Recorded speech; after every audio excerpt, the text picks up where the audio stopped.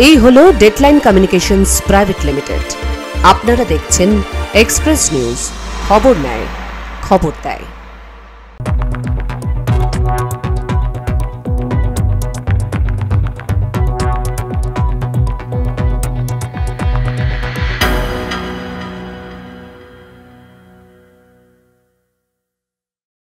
Express Bangla brought to you by Shri Ramakrishna institute of medical science. নমস্কার, express নিউজে আপনাদের স্বাগত। আমি সঞ্জীব। শুরু করছি এক্সপ্রেস বাংলা।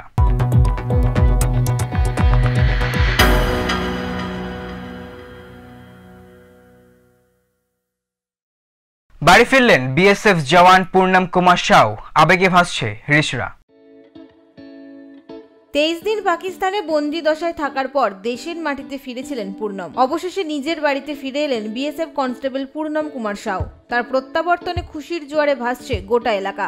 খুব ভালো লাগছে, আমাদের ঘরের ছেলে, বাংলার ছেলে, আমাদের দেশের জওয়ান, আমাদের বাংলার গর্ব দেশের জওয়ান বাড়ি ফিরছে। এটা আমাদের আজকের দিন খুব আনন্দের দিন। পেহেলগাঁও হামলার ঠিক পরদিন সীমান্তে টহল দেওয়ার সময় ভুল করে পাকিস্তানের সীমান্ত অতিক্রম করে ফেলেন পূর্ণম। এরপর থেকেই তিনি নিখোঁজ ছিলেন। পরে জানা যায় পাকিস্তানের রেঞ্জার্সের হাতে তিনি আটক হয়েছেন। সেই মুহূর্ত থেকে শুরু হয় তার পরিবারের উৎকণ্ঠা এবং ফিরে আসার অপেক্ষা। देखिए, खुशी का माहौल है, एक देश के जवान हैं और उनका इतना अच्छा वेलकम हो रहा है। सही मायने में देखा जाए तो आज हमारे लिए दिवाली है, क्योंकि हमारे राम जी आ रहे हैं। हमारे लिए तो राम जी हैं और सच में बहुत ही अच्छा लग रहा है कि इतने एक्साइटमेंट है, लोग, इतनी तैयारियां चल रही हैं। हमारी रिश्रा शहर को पूरा सजाया गया है, तो ये बहुत अच्छा लग रहा है जान के कि एक देश के जवान के साथ अगर ऐसा होता है तो मतलब बहुत ही अच्छा अरेंजमेंट किया गया। मुझे भी अच्छा लगा। পূর্ণমের বাবা এবং রিশরা পুরসভার চেয়ারম্যান কলকাতা গিয়ে তাকে নিয়ে আসেন বাড়িতে। তারা জানান এ এক গর্বের মুহূর্ত, যা ভাষায় প্রকাশ করা যায় না। পূর্ণমকে স্বাগত জানাতে সেজে উঠেছিল গোটা রিশরা। বাড়ির ছাদে উঠছিল জাতীয় পতাকা। বাড়ির সদস্যরা, প্রতিবেশী এবং আত্মীয়রা তাকে স্বাগত জানাতে ফুল, ঢাক, ঢোল এবং গানের মাধ্যমে মেতে ওঠে। ছোট্ট থেকে বড় সবাই রাস্তায় দাঁড়িয়েছিল পূর্ণমকে একবার দেখার জন্য। তার ছোট ছেলেটিও জাতীয় পতাকা হাঁটতে বাবার জন্য অপেক্ষা করছিল বাড়ির সামনের রাস্তায়।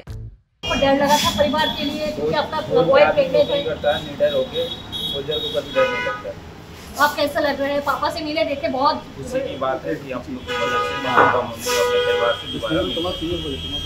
ভারত সরকারের উদ্যোগে এবং বিএসএফ এর চেষ্টায় 23 দিনের মাথায় পাকিস্তান তাকে মুক্তি দেয়। আটারি সীমান্ত দিয়ে তাকে ভারতে আনা হয়। কিছুদিন তিনি কর্মস্থলেই ছিলেন। পরে তিনি বাড়ি ফেরার সিদ্ধান্ত নেন। Bureau report, express news.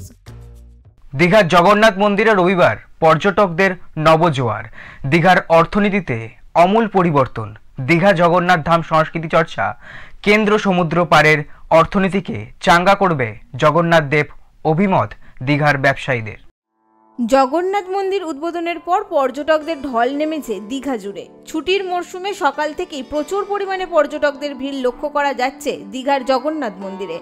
দীঘার জগন্নাথ মন্দির অক্ষয় তৃতীয়ার দিন উদ্বোধন হওয়ার পর রেকর্ড পরিমাণে ভিড় হয়েছে প্রভু জগন্নাথ দর্শনে। দীঘার জগন্নাথ মন্দির উদ্বোধনের পর মানুষের মধ্যে আলাদাই উন্মাদনা লক্ষ্য করা যাচ্ছে। মন্দির দর্শন করলাম, খুব ভালো লাগলো। জায়গাটা অনেকটা এলাকা জুড়ে হয়েছে, পুজো দিয়েছি, আমাদের ভালো লেগেছে। সৈকত নগরের আলাদা মাধুর্য তৈরি করেছে প্রভু জগন্নাথের মন্দির। সেই অনাবিল সৌন্দর্যে মুগ্ধ হতেই প্রতিদিন ভিড় বাড়ছে পর্যটকদের। উদ্বোধনের পর দ্বিতীয় দিনেই প্রায় 5 লক্ষ মানুষের ভিড় হয়েছিল এই মন্দিরে। বিশ্বে ছড়িয়ে পড়েছে দীঘার জগন্নাথ মন্দিরের কথা। मंदिर खास करके मंदिर दर्शन के लिए आए हैं। हम तो 5 साल से या 6 साल से रह रहा हूँ, लेकिन ये आया, मैं सुना 30 तारीख को उद्घाटन है, इसके लिए मैं आया, बहुत अच्छा लगा। জানা গিয়েছে প্রতিদিন ভোর 6টায় মঙ্গল আরতির মাধ্যমে জগন্নাথ মন্দিরের দ্বার উদ্ঘাটন হবে। দুপুর 1টা থেকে 3টে পর্যন্ত মন্দির বন্ধ থাকবে। আবার বিকেল 3টে থেকে রাত 9টা পর্যন্ত পর্যটকদের জন্য খোলা থাকবে প্রভু জগন্নাথ দেবের মন্দির। তবে ভক্তদের ভিড় দেখে টাইম টেবিল নিজেদের মতো ঠিক করে নেওয়ার কথা জানিয়েছে মন্দির কর্তৃপক্ষ। পাশাপাশি জানা গেছে বাংলার জগন্নাথ মন্দিরের ক্ষেত্রে প্রসাদ হিসেবে ট্রেডমার্ক থাকবে সন্দেশ আর গজা। দীঘা থেকে রাজীব নন্দীর রিপোর্ট, এক্সপ্রেস নিউজ। প্রশাসনের নির্দেশ অনুযায়ী কাটোয়া শহরের বেআইনি টোটো চলাচল বন্ধ করার কাজ শুরু হয়েছে। প্রশাসনের বিরুদ্ধে প্রতিবাদে কংগ্রেস পরিচালিত টোটো ইউনিয়নের অবস্থান বিক্ষোভ কাটোয়ার আরটিও অফিসের সামনে। কাটোয়া শহরে বেআইনি টোটোর উৎপাতে নাজেহাল বাসিন্দারা। টোটোর দৌরাত্ম্য নিয়ে নাগরিকরা বারবার প্রশাসনের কাছে অভিযোগ জানিয়ে আসছিল। কাটোয়া ও দাইহাট পুরসভা কর্তৃপক্ষ এবং পুলিশ ও পরিবহন দপ্তর একসঙ্গে বসে উচ্চ পর্যায়ে বেশ কয়েকটি বৈঠক করে টোটোকে ই-রিকশাতে রূপান্তরিত করার সিদ্ধান্ত নিয়েছে। প্রাথমিকভাবে অনুমোদিত টোটোগুলির নথি পরীক্ষার পর প্রশাসনের তরফে একটি করে হলোগ্রাম স্টিকার দেওয়া হয়েছে। অনুমোদিত হলোগ্রাম স্টিকার সাঁটানো টোটো ছাড়া শহরে অন্যান্য টোটো চলা নিষেধ বলে জানানো হয়েছে প্রশাসনের তরফ থেকে। ইউনিয়নের ভেতরে 5টা ইউনিয়নকে দেওয়া হয়েছে, একমাত্র জাতীয়তাবাদী টোটো ইউনিয়ন যেটা আছে সেটাকে বঞ্চিত করা হয়েছে কাটোয়া কংগ্রেস।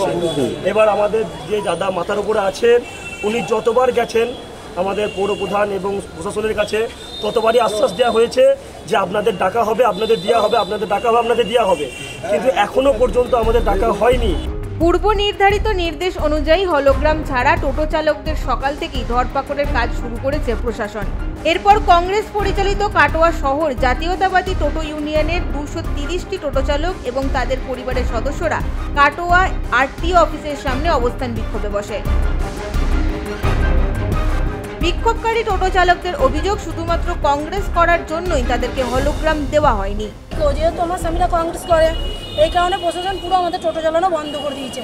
এবার টোটো চালানো বন্ধ করলে শুধু টোটো চালায় যারা তাদের তো শুধু আহার বন্ধ করছে না, তার সঙ্গে কারোর বাড়িতে ফ্যামিলিতে কারো মা আছে, বাবা আছে, মেয়ে আছে, সন্তান আছে, বউ আছে, সবই আছে, সবাই তো অভুক্ত থাকছে, তাই না? তাহলে এগুলো প্রশাসন বন্ধ করার তো কোনো কারণই নেই। প্রায় 3 ঘন্টা বিক্ষোভের পর ইউনিয়নের নেতা রণজিৎ চট্টোপাধ্যায়ের সঙ্গে কাটোয়া থানার আইসি তীর্থেন্দু গাঙ্গুলি এবং আরটিও অরুণাভ শর্মা আলোচনায় বসেন। এরপর প্রশাসনের আশ্বাস পাওয়ার পর বিক্ষোভ তুলে নেন টোটো চালকরা। 230 জনকে হলোগ্রাম দেওয়া হয়নি। এবার এই হয়নিটা আরটিও সাহেব, আইসি সাহেব ছিলেন, আলোচনার মাধ্যমে ঠিক হলো যে এটা কারুর একটা ভুল হতে পারে, আমাদেরও ভুল হতে পারে, ওনাদেরও ভুল হতে পারে। এই লিস্টের মধ্যে আমাদের নাম ছিল না। আমরা ওনাদের ক্রাইটেরিয়া অনুযায়ী, ওনারা 3টে জিনিস চেয়েছেন, সেই ক্রাইটেরিয়া অনুযায়ী ব্যক্তিগতভাবে প্রত্যেকে আমরা দরখাস্ত জমা দেবো। দরখাস্ত বা অ্যাপ্লিকেশন দিতে বলা হয়েছে। ওনারা যদি পূর্ববর্তী আগে চালিয়ে থাকেন তাহলে তাদের সেটা কমিটির সেবাতে সিদ্ধান্ত হবে, কনসিডার করা হলেও হতে পারে, সেটা কমিটিগত সিদ্ধান্ত হবে। কিন্তু ওনাদেরকে প্রমাণ করতে হবে যে ওনারা পূর্ববর্তীকালে অবস্থা থেকে গাড়ি চালিয়ে এসছে। সেটা বিভিন্ন ওনাদেরকে সেটা জানিয়ে দেওয়া হয়েছে যে কী কী ক্রাইটেরিয়া আছে। যে সকল টোটো চালকদের হলোগ্রাম নেই তাদেরকে অবিলম্বে 3টি নিয়ম মেনে দরখাস্ত জমা করতে হবে। এরপর ভেরিফিকেশনের পর তাদেরকে হলোগ্রাম দেওয়া হলে তারা ফের কাটোয়ার রাস্তায় টোটো চালাতে পারবে। তবে যতদিন পর্যন্ত হলোগ্রাম তারা পাচ্ছেন না ততদিন তারা টোটো চালাতে পারবেন না, এমনটাই জানানো হয়েছে পরিবহন দপ্তরের তরফ থেকে। কাটোয়া থেকে শঙ্কু কর্মকারের রিপোর্ট, এক্সপ্রেস নিউজ। এক্সপ্রেস বাংলায় নিয়ে নেব ছোট্ট একটি বিজ্ঞাপন বিরতি। বিরতির পর ফিরে আসছি।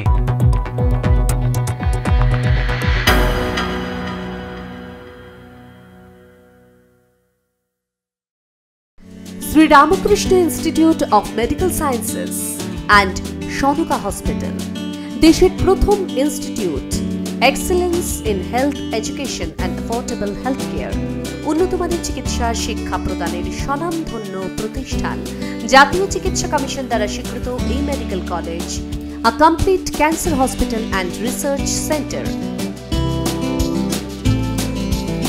উন্নত মানের রেডিওথেরাপির ব্যবস্থা, এই রাজ্যে প্রথম ডিজিটাল পেট সিটি, জাতীয় চিকিৎসা কমিশন দ্বারা স্বীকৃত এই মেডিকেল কলেজ, সহানুভূতির সঙ্গে উন্নত সেবায় নিয়োজিত Shri Ramakrishna institute of medical sciences and Sanaka hospital, Malandighi, Kaksa, Durgapur.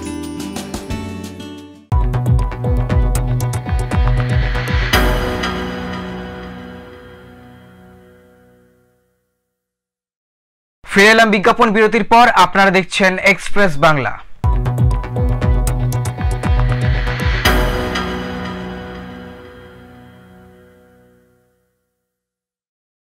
Kolkata সহ দক্ষিণবঙ্গ 3 থেকে 5 ডিগ্রি পর্যন্ত বাড়তে পারে তাপমাত্রা, এমনটাই জানিয়েছে আলিপুর আবহাওয়া দফতর। আরও কিছুদিন বিক্ষিপ্তভাবে ঝড় বৃষ্টি পূর্বাশা রয়েছে রাজ্য জুড়ে, তারপর থেকেই আবার গরম বাড়বে। চলতি সপ্তাহের শেষের দিকেই ফিরতে পারে গ্রীষ্ম। গরমের তীব্রতা যেন আর কাটছেই না। তীব্র গরমে অতিষ্ঠ জনজীবন, নেই বাতাস নেই বৃষ্টি, ঘরের বৈদ্যুতিক পাখার বাতাসও যেন গরম হাওয়া। সকাল 10টার পর বাড়ির বাইরের অবস্থা ভয়াবহ। ঘরের বাইরে বেরোলেই সূর্যের প্রখর তাপে নাভিশ্বাস উঠছে সাধারণ মানুষের। জেলায় জেলায় ক্রমশ বাড়ছে তাপমাত্রা। পশ্চিম মেদিনীপুরেও তীব্র গরমের প্রভাব পড়েছে। পশ্চিম মেদিনীপুর জেলায় দিনের তাপমাত্রা 42.3 ডিগ্রি সেলসিয়াসে পৌঁছেছে, যা স্বাভাবিকের থেকে প্রায় 6 ডিগ্রি সেলসিয়াস বেশি। প্রচন্ড ঘাম দিচ্ছে, অস্বস্তিকর আবহাওয়া। আর সেটা গরম থেকে বাঁচতে জল খেতে হবে পর্যাপ্ত পরিমাণে, আর যতটা পরিমাণ ছায়াতে থাকতে পারবে শরীরের পক্ষে উপযোগী। মশারি গরমের জন্য রাস্তাঘাটের লোকজন বেরোচ্ছে না, আমাদের তো ব্যবসাপাতি চলছে না, নেহাত আমাদের উপায় কিছু নেই, রুজি রোজগারের ব্যাপার, যার জন্য আমাদের দোকান খুলে থাকতে বাধ্য হচ্ছে। হোক না হোক আমাদের তো দোকানে খুলে থাকতেই হবে, বসে থাকতেই হবে, উদ্ধার কিছু নেই। পশ্চিম মেদিনীপুর সহ দক্ষিণবঙ্গের বেশ কিছু জেলায় তাপপ্রবাহের কমলা সতর্কতা জারি করা হয়েছে আবহাওয়া দপ্তরের তরফ থেকে। এই পরিস্থিতিতে সাধারণ মানুষের জীবনযাত্রা ব্যাহত হচ্ছে। গরমের কারণে হাঁসফাঁস অবস্থা তৈরি হয়েছে পরিবেশে, আর্দ্রতাজনিত অস্বস্তিকরও বৃদ্ধি পেয়েছে। আবহাওয়া অফিসের পূর্বাভাস অনুযায়ী আগামী কয়েকদিন দক্ষিণবঙ্গের তাপমাত্রা 3 থেকে 5 ডিগ্রি পর্যন্ত বাড়তে পারে। পশ্চিম মেদিনীপুর থেকে Alok Santra report, express news. Kalchini ব্লকের উত্তর মেন্দাবাড়ি গ্রামের রাস্তা, যা রাস্তা কম, কৃষিক্ষেত মনে হবে বেশি।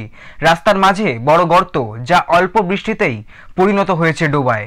পাকা রাস্তার দাবিতে সরব রাভা জনজাতি। কথায় বলে আশায় বাঁচে চাষা। বক্সা ও জলদাপাড়া জাতীয় উদ্যানের মাঝে কালচিনি ব্লকের উত্তর মেন্দাবাড়ি গ্রামের অবস্থা ঠিক এই রকমই। মূলত রাভা সম্প্রদায়ের মানুষরা এই গ্রামে বসবাস করেন। এই গ্রাম থেকে দুই দিক দিয়ে শহরে যাওয়ার প্রায় 3 কিলোমিটার রাস্তা দীর্ঘদিন ধরে বেহাল। গ্রামবাসীদের অভিযোগ, এই রাস্তা কবে চলাফেরা করার যোগ্য ছিল তা বলা খুবই দুষ্কর। বেশিরভাগ সময় এই রাস্তা ভাঙাচোরা গর্তে ভরা থাকে। আসন্ন বর্ষা, তার আগেই মাঝারি বৃষ্টিতে রাস্তায় বড় বড় গর্তে জল জমা হয়ে তা চলাফেরার অযোগ্য হয়ে উঠেছে। রাস্তা মনে হচ্ছে যেন মাটির চষাখেত। এই পথ দিয়ে আশেপাশে স্কুলে যেতে পারছে না এলাকার ছাত্রছাত্রীরা। রাস্তা মেরামতের দাবিতে সরব হয়েছে গোটা এলাকা। इस रास्ता के लिए मतलब हम बचपन से देखते आ रहे हैं कि ये रास्ता ऐसे ही है। कभी भी मतलब सरकार के ओर से कोई भी ऐसा रास्ता के लिए कोई पीस, कोई भी ऐसा ब्लॉक सिस्टम, कुछ भी अभी तक एक भी ऐसा सेक्शन हुआ नहीं देखा है। तो इसलिए हम लोग यही अनुरोध करना चाहते हैं कि प्रशासन से कि हमारे लिए ये रास्ता का कुछ प्रबंध कर दीजिए, ताकि बच्चों के लिए और गांव के लोगों के लिए एक अच्छा एक আমাদের রাস্তার প্রয়োজন, কারণ আমাদের সামনে স্কুলও আছে, আর এখন বর্ষাকাল আসতেছে। বর্ষাকালে আমাদের অনেক অসুবিধা হয়, কারণ আমাদের রাস্তা খারাপের জন্য যখন বাচ্চাদেরকে স্কুলে নিয়ে আসে তখন মাঝখানে রাস্তার মাঝখানে পুরো জল জমা হয়ে থাকে। তখন বাচ্চাদের স্কুলে আসার সময় ড্রেস পুরো নোংরা হয়ে যায়। আর যাওয়া আসা, বাজারে যাওয়া বা কোনো কারণে এদিক ওদিক যাওয়া আমাদের অনেক অসুবিধা হয়।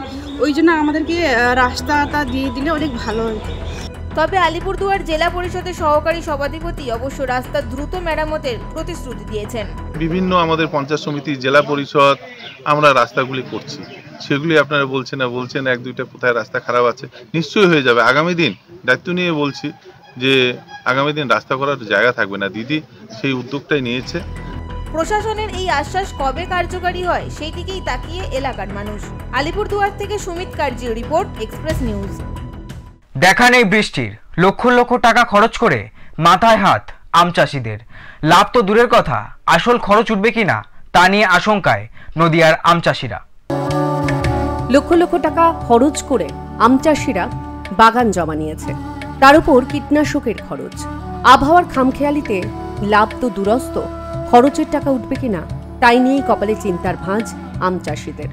নদিয়ার হাজার হাজার আম চাষি রয়েছে যারা প্রতি বছর আম চাষ করেন। এর মধ্যে একাধিক আম চাষি মালিকের কাছ থেকে লক্ষ লক্ষ টাকার বিনিময়ে সেই আম বাগান জমা নিয়ে আম চাষ করে থাকেন। আম গাছের মুকুল আসার আগে থেকেই শুরু হয় খরচ। বিভিন্ন কীটনাশক স্প্রে করতে হয় গাছের মুকুল আসার জন্য। এরপর মুকুল আসলে গাছে মধু লাগা থেকে শুরু করে বিভিন্ন পোকার হাত থেকে বাঁচতে বিভিন্ন ওষুধের ব্যবহার করা হয়। এইসব ওষুধের মূল্য বর্তমানে আকাশ ছোঁয়া। এরপর গাছে আমের গুটি আসলে সেই গুটি ধরে রাখাটাও একটা নতুন চ্যালেঞ্জ আম চাষিদের কাছে। নতুন নামি দামি বিভিন্ন ব্র্যান্ডের ওষুধ প্রয়োগ করতে হয়, কিন্তু তার মধ্যে যদি বৃষ্টি না হয় সেই আমের গুটি টিকিয়ে রাখা কঠিন হয়ে দাঁড়ায়।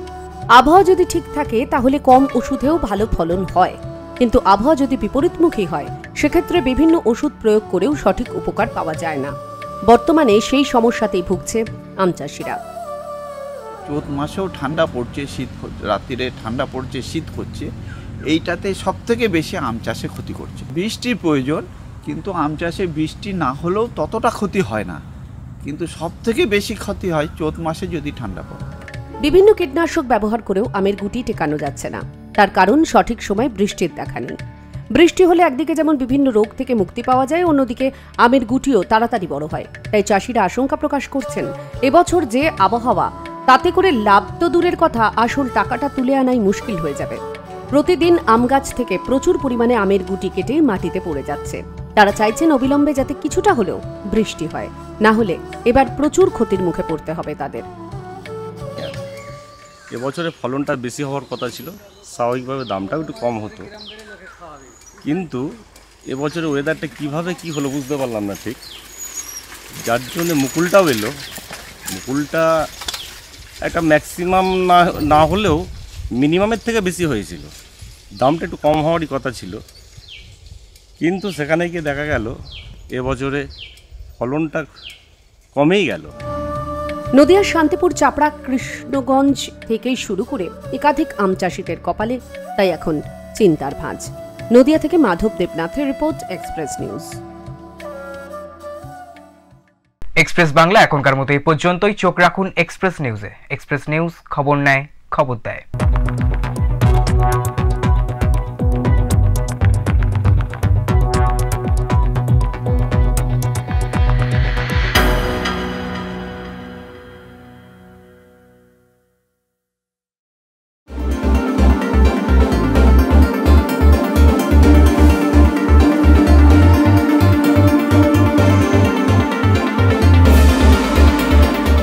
প্রথমত বলতে চাই যে যেরকম আমরা বলি যে আমাদের সংবিধানের 3টা পিলার, আরেকটা পিলার হচ্ছে আমাদের সংবাদ মাধ্যম মিডিয়া।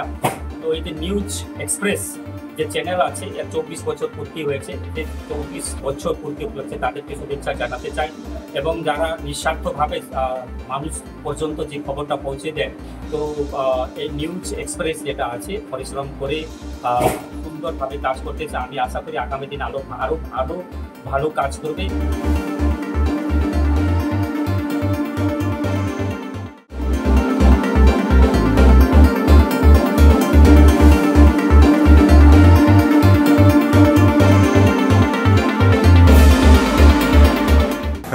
এক্সপ্রেস নিউজকে আমার তরফ থেকে, আসানসোল কর্পোরেশনের পক্ষ থেকে এবং আমার পক্ষ থেকে অনেক অনেক অভিনন্দন। কারণ এত বড় শহর, কর্পোরেশনের প্রায় 106খানা ওয়ার্ড আছে।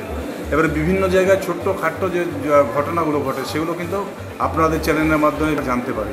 তো তার জন্য ধন্যবাদ। এবং আপনারা যেভাবে 24 বছর পার করেছেন, নিশ্চিতভাবে আপনারা 50 বছরও পার করুন।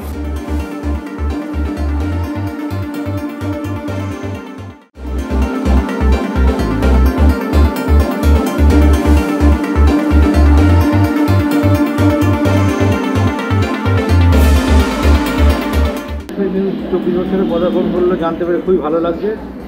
আমাদের প্রেস ক্লাবের পক্ষ থেকে এক্সপ্রেস নিউজের শুভেচ্ছা জানাচ্ছি এক্সপ্রেস নিউজকে। আর আমি প্রেস ক্লাবের সম্পাদক হিসেবে এটাই আশা করে রাখবো যে নিরপেক্ষভাবে খবর পরিবেশন করবে এই চ্যানেল এবং মানুষের কাছে জনপ্রিয় হয়ে উঠবে। এই চ্যানেলের শুভেচ্ছা জানাচ্ছি।